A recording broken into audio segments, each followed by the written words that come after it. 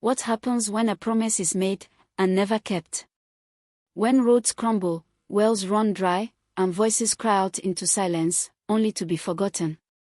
In a dusty corner of Nigeria, far from the cities and the lights, there stood a village. No running water.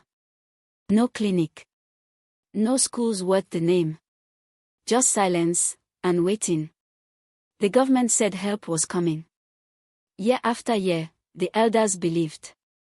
Year after year, nothing changed. So what do you do when no one is listening? When the powerful have moved on, and your children are left behind? This isn't just a story about neglect. It's a story about the courage it takes to be seen. Before she became the voice that shook a nation, there was Adana. A girl. A dreamer. A daughter of forgotten soil. Welcome to Stories by the King, where every story carries a heartbeat, and every truth demands to be heard. Now, before we begin, where in the world are you watching from? Is it morning in Accra, evening in Kampala, or midnight in Johannesburg? Drop your location in the comments below, and don't forget to hit like and subscribe. Now, lean in. Because this isn't just about what happened, it's about what it means when one small voice refuses to stay silent. The sun rose over Okemwa like it always did, slow, heavy, and unforgiving. The red dust kicked up by the morning wind settled on everything, the cracked mud walls, the tin roofs held down by stones, the faces of children who had learned too early that hoping was a luxury. Adana stood at the edge of the village square, a tin bucket balanced on her head, watching the road that led to nowhere. She was 12 years old, but her eyes held the weariness of someone much older. Adana, come, her mother called from their small compound. Mama Grace was hunched over a clay pot, stirring cassava paste with arms that had grown thin from years of stretching too little too far. The water won't fetch itself. Adana nodded and turned toward the path that wound down to the stream, a 2-hour walk each way. The village well had collapsed 3 rainy seasons ago, burying itself in its own decay. The government official had come then, a man in a clean suit who took photographs and made promises. We will fix this, he'd said, his smile wide and empty. You are not forgotten. But the rains came and went, and the well remained a grave of stones and broken dreams. Now, the women and children walked to the stream, their backs bent under the weight of water and disappointment. The path was steep and treacherous, carved by 1,000 weary feet. Adana moved carefully, her bare feet finding patches on exposed roots and smooth stones. She thought about school, the crumbling classroom where teacher Emmanuel tried to teach 50 children with 3 torn textbooks and a piece of chalk that grew smaller every day. She thought about her younger brother, Chidi, who coughed through the nights because the clinic had closed when the only nurse left for the city. She thought about the promises. When she reached the stream, she found it crowded with women, some young, some old, all carrying the same burden. They filled their buckets in silence, the only sound the gentle gurgle of water and the distant cry of a hawk circling overhead. Adana knelt at the water's edge and dipped her bucket in, watching her reflection ripple and break. She thought about the government offices in the capital, buildings she'd only seen in teacher Emmanuel's old magazines. Buildings with glass windows and paved roads and people who decided which villages mattered and which ones didn't. By the time she returned home, the sun was high and angry. Her shoulders ached, her feet were bleeding from a cut she hadn't noticed, and something inside her, something that had been building for months, maybe years, finally cracked open. That evening, as the village elders gathered under the old baobab tree to discuss the same problems they'd discussed 1,000 times before, Adana made a decision. She didn't tell her mother. She didn't tell teacher Emmanuel. She simply walked to the small shop where Mr. Udo kept a radio and sometimes, when the signal was strong, a phone that connected to the outside world. Mr. Udo looked up from his transistor radio when Adana entered, surprised to see a child at this hour. Adana, what brings you here? His voice was kind but tired, worn down by years of selling provisions to people who could barely afford them. I need to make a call, Adana said. Her voice was steady, but her hands trembled. Mr. Odo frowned. A call. To who? Child, you know calls cost money. Adana reached into the pocket of her worn dress and pulled out a small bundle of naira notes, money she'd saved from selling garden eggs at the market, coin by coin, week by week. It wasn't much, but it was everything she had. I need to call the radio station. The one in the capital. The one that talks about news. For a long moment, Mr. Odo just stared at her. Then something shifted in his expression, recognition, maybe, or remembrance of a time when he too believed one voice could matter. He took the money gently and dialed the number he'd heard announced 100 times on his radio. The phone rang once, twice, 3 times. Adana's heart hammered against her ribs. Good evening, you've reached Voice of the Nation. How can we help you? The woman's voice on the other end was crisp and professional, a voice from another world entirely. Adana took a breath. My name is Adana. I'm calling from Okenwa village. Our village, we've been forgotten. Her voice cracked, but she pushed forward. Our well collapsed 3 years ago. Our children walk for hours every day just to get water. Our clinic is closed. Our school has no books, no chairs, no roof in some classrooms. The government promised to help us. They came and took pictures and made speeches. But they never came back. We are dying slowly here, and nobody cares. There was a pause on the other end. Then, how old are you, sweetheart? 12, Adana whispered. Another pause, longer this time. Stay by this number. We are going to call you back. The line went dead. Mr. Udo and Adana looked at each other, both afraid to hope. Minutes stretched into an hour. The shop grew dark. Then the phone rang, sharp and sudden, making them both jump. Mr. Udo handed it to Adana with shaking hands. Adana. This is Chief Okoro, the station director. I want you to tell your story on air. Tomorrow evening, 6 o'clock. We'll call this number. Can you be here?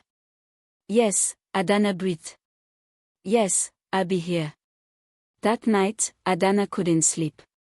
She lay on her mat, listening to Chidi's labored breathing, feeling the weight of what she'd set in motion.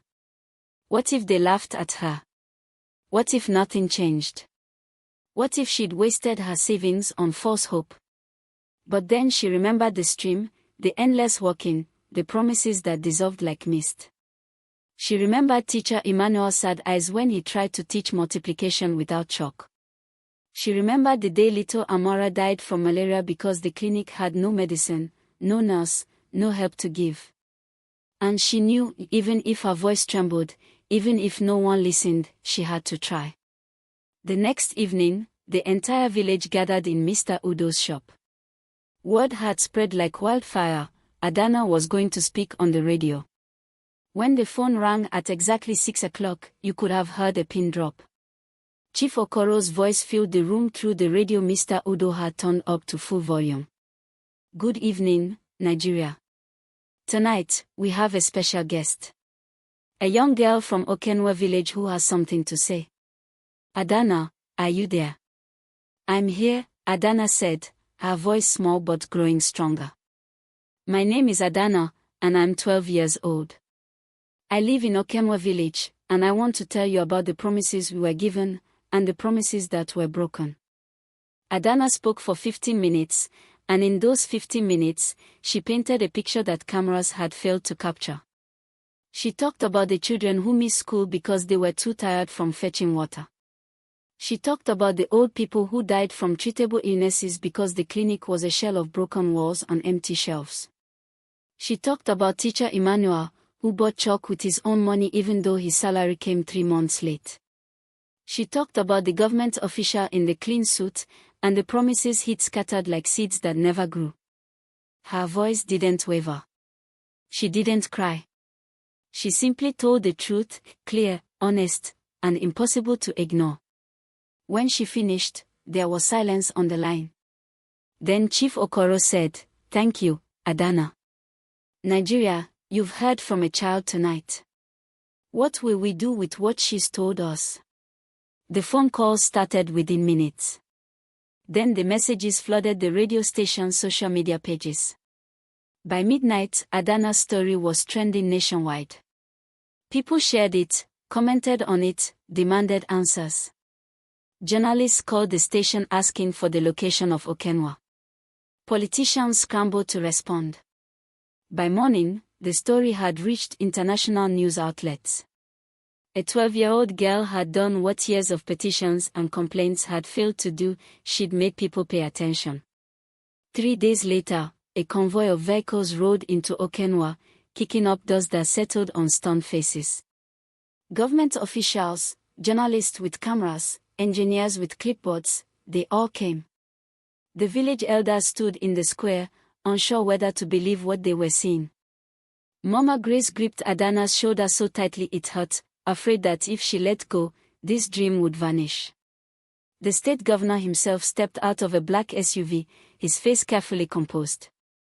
He walked straight to where Adana stood, surrounded by her village, and for a moment, he just looked at her, this small girl who had shamed a nation into action. "You have a powerful voice, Adana," he said quietly. "And you've taught us something we forgot, that accountability begins when someone refuses to be silent." Within weeks, work began. A new well, deeper and stronger than the old one. A renovated clinic with 2 nurses and a supply of essential medicines. New desks and books for the school, and a promise of a real building by the next year. The road connecting Okenwa to the main highway was finally paved. The changes didn't happen overnight, and they weren't perfect. Government wheels turn slowly even when they do turn, but they happened. And they happened because one child decided that silence was no longer acceptable. Months later, Adana stood by the new well, watching children fill their buckets with ease, laughing as water splashed their feet. Teacher Emmanuel approached her, a new textbook under his arm. "You know what you did, don't you?" he said gently. "You reminded us all that we have voices. And that sometimes, the smallest voice carries the furthest." Adana looked at the well, at the children, at the village that was beginning to remember what hope felt like. "I was just tired of waiting," she said softly. "Tired of watching us be forgotten." "You made us impossible to forget," Teacher Emmanuel replied. "And that, Adana, is everything." As the sun set over Okenwa, painting the sky in shades of gold and amber, Adana realized something profound: power doesn't always come from position or wealth or age. Sometimes, it comes from simply refusing to accept that things cannot change. It comes from one voice, raised not in anger but in truth, saying, "We are here.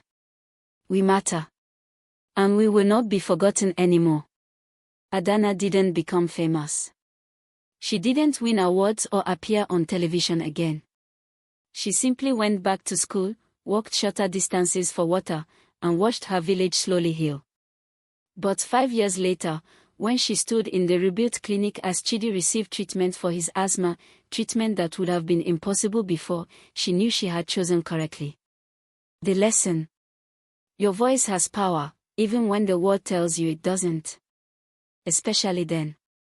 And a heart brave enough to speak truth to power, young enough to still believe in change, and strong enough to refuse silence, will move mountains. If this story moved you, hit like, share it, and tell me in the comments, when have you spoken up when no one else would? What happened when you found your voice? Subscribe to Stories by the King, where every truth demands to be heard, and every voice has the power to change the world. This is Stories by the King, where courage finds its voice, and truth heals the forgotten.